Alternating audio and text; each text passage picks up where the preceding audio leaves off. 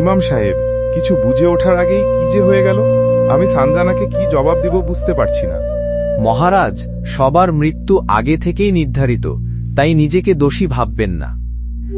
বন্ধুরা, আমরা দেখতে পাচ্ছি যে সানজানার বাবার লাশ সমাধি করে মহারাজ ও মন্ত্রীমশাই রাজপ্রাসাদের উদ্দেশ্যে রওনা হচ্ছেন। মহারাজ, আপনি সানজানার বিষয়ে কি চিন্তা করলেন?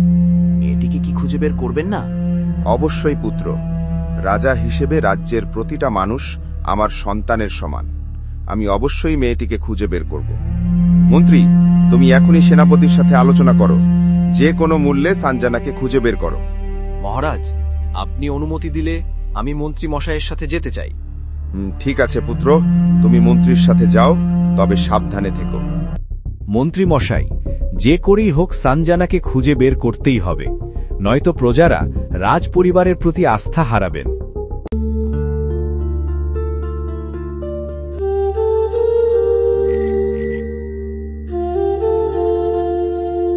দেখুন রাজকুমার, সেনাপতি এদিকেই আছেন।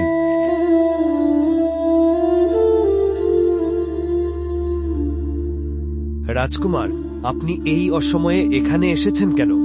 সেনাপতি, আমরা আপনার খোঁজেই যাচ্ছিলাম, দেখা হয়ে ভালোই হলো। আপনার কষ্ট করার কি প্রয়োজন ছিল? আমাকে টেলিফোনে খবর দিলেই হতো, আমি হাজির হতাম। সেনাপতি, এখন আর সময় নষ্ট না করে চলুন আমরা সেইখানে যাই যেখানে সানজানার ব্যাগটি পেয়েছিলেন। এখন ওকে খুঁজে বের করাটা আবশ্যক হয়ে পড়েছে। আপনি ঠিক বলেছেন রাজপুত্র, এখন মেয়েটাকে খুঁজে বের করাটা রাজধর্মের শামিল। এখন আর বিড়ম্বনা করা উচিত হবে না সেনাপতি, চলুন আমরা এখনই মেয়েটির খোঁজে বের হই।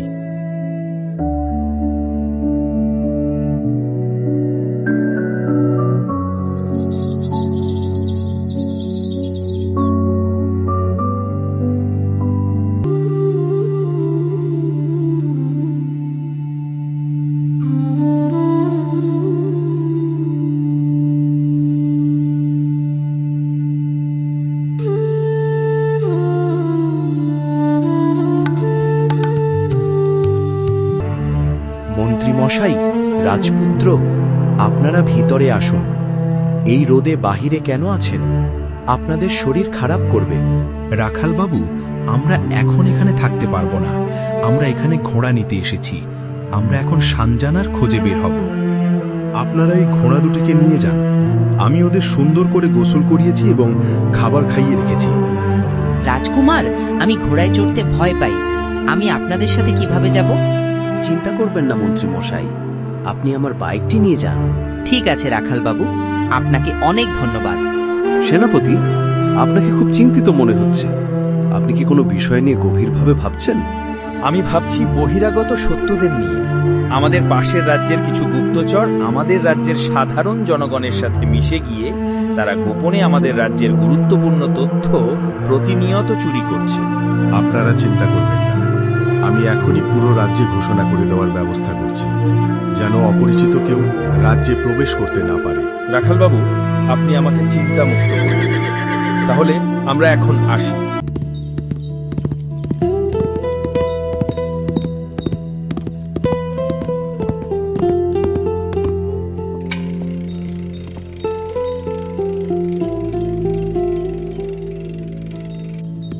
রাজকুমার, আমরা প্রায় চলে এসেছি।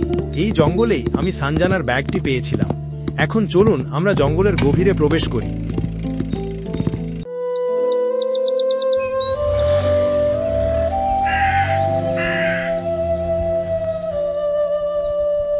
রাজকুমার, আমি এখানেই সানজানার ব্যাগটি পরিত্যক্ত অবস্থায় পেয়েছিলাম। চলুন এখন এখান থেকেই খোঁজ শুরু করি। সেনাপতি, এত গভীর জঙ্গলে কেউ যে বসবাস করতে পারে, এটাই অভাবনীয় বিষয়। মন্ত্রী মশাই, চলুন আমরা এই বাড়িতে প্রবেশ করি। এবং রাজকুমার, ঘোড়াগুলোর পাশে থাকুন। এই অচেনা বাড়িতে আপনার প্রবেশ করাটা নিরাপদ নয়। ঠিক আছে সেনাপতি, যা করবেন তাড়াতাড়ি করুন। এখানে বেশিক্ষণ থাকাটা আমাদের কারো জন্যই নিরাপদ নয়। তাহলে চলুন সেনাপতি, আমরা সামনের দিকে আগাই। মন্ত্রী মশাই, যাই হয়ে যাক, বন্ধুরা, এদিকে সানজানার খোঁজ চলার ফাঁকে চলো আমরা সানজানার সৎ মায়ের খোঁজ নিয়ে আসি।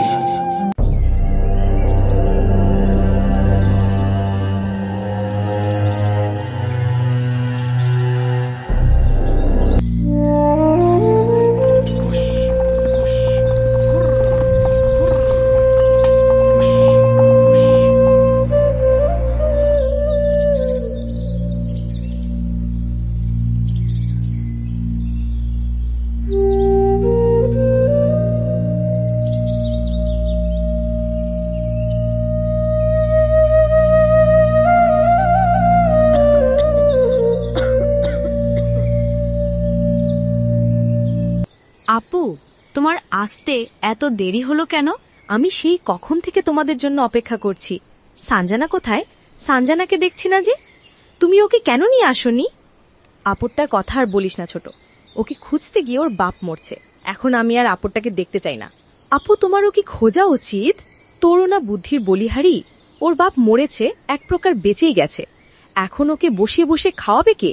আমি তো এটা পারবো না। আবু, এমন করে বলো না। তুমি ছাড়া ওর আর পৃথিবীতে কে আছে? তোর যদি এতই দরদ হয় তাহলে তুই বিড়াল মুখটার দায়িত্ব নে। আমাকে আর ওর বিষয়ে কোনো কথা বলতে আসবি না। ঠিক আছে, আমি ওকে খুঁজে বের করব আর ওর দায়িত্ব আমিই নিব। তুই যা খুশি কর, তাতে আমার কি? আবু, ভিতরে চলো, বাইরে দাঁড়িয়ে আর কত কথা বলবে? বন্ধুরা, এনারা এখানে থাকুক, চলো আমরা ততক্ষণে দেখে আসি ওদিকে সানজানার খোঁজ পাওয়া গেছে কিনা। সেনাপতি, যেহেতু রাজকুমার আমাদের জন্য অপেক্ষায় আছেন, সেহেতু আমাদের যা করার তাড়াতাড়ি করতে হবে। সেনাপতি, বাড়িওয়ালাকে ডাকুন। বাড়িতে কি কেউ আছেন? কেউ থাকলে দয়া করে একটু বের হন। আরে মন্ত্রী মশাই যে, এই গরিবের বাড়িতে আপনাদের পা পড়াতে ধন্য হলাম। আপনার সাথে আমাদের কিছু গুরুত্বপূর্ণ কথা আছে।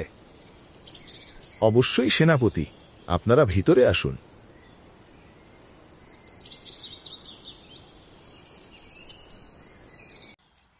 সেনাপতি, তাহলে কি সানজানাকে এখন আপনাদের সাথে করে নিয়ে যেতে চান? হ্যাঁ বিক্রমবাবু, আপনি তো সবই শুনলেন। এখন মেয়েটাকে নিয়ে যাওয়াটা কতটা জরুরি, তাই এখন সানজানাকে আমাদের সাথে করে নিয়ে যাব। আপনাদের কাছে আমার একটা অনুরোধ আছে, আপনি সানজানাকে এখন নিয়ে যান, যেহেতু ওকে খুঁজে পাওয়াটা রাজ্যের সম্মানের সাথে জড়িত। কিন্তু আমি সানজানাকে আমার মেয়ে হিসেবে লালন পালন করতে চাই। বিক্রমবাবু, আপনার অনুরোধটি আমরা বিবেচনায় রাখব। যেহেতু সানজানার অভিভাবক ওর সৎমা, তিনি যদি অনুমতি দেন তাহলে আপনাকে খবর পাঠানো হবে। আমি কোথাও যাব না, আমি এখানেই ভালো আছি। মা, তুমি ওনাদের সাথে যাও, ওনারা অনেক ভালো মানুষ। ওনাদের সাথে গেলে তুমি অনেক ভালো থাকবে। তুমি আমাদের সাথে চলো, তোমাকে অনেক খেলনা কিনে দেব, তোমাকে অনেক মিষ্টি মিষ্টি চকলেট দেব। আঙ্কেল, আমার বাবা কোথায়? মা, তোমার বাবা আকাশের তারা হয়ে তোমার মাকে আনতে গেছেন। তুমি আমাদের সাথে রাজবাড়িতে চলো।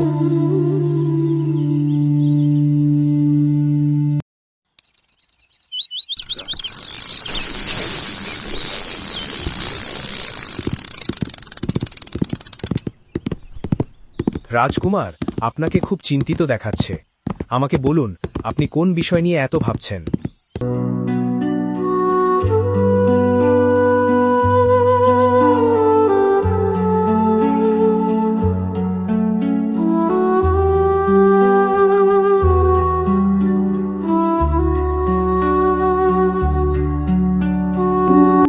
আঙ্কেল, আমি আমার বাবার কাছে যেতে চাই। ঠিক আছে, তুমি একটু বড় হও, তারপর আমরা একসাথে তারাদের দেশে যে তোমার মা বাবাকে নিয়ে আসব। বন্ধুরা, তুমিও যদি এই গল্পটির পরবর্তী পর্ব দেখতে চাও, তাহলে আমাদের চ্যানেলটি এখনই ফ্রিতে সাবস্ক্রাইব করে নাও। এবং তোমার কোনো গল্পকে কার্টুনে রূপান্তরিত করতে চাইলে ইনবক্স করো তোমার লেখা গল্পটি।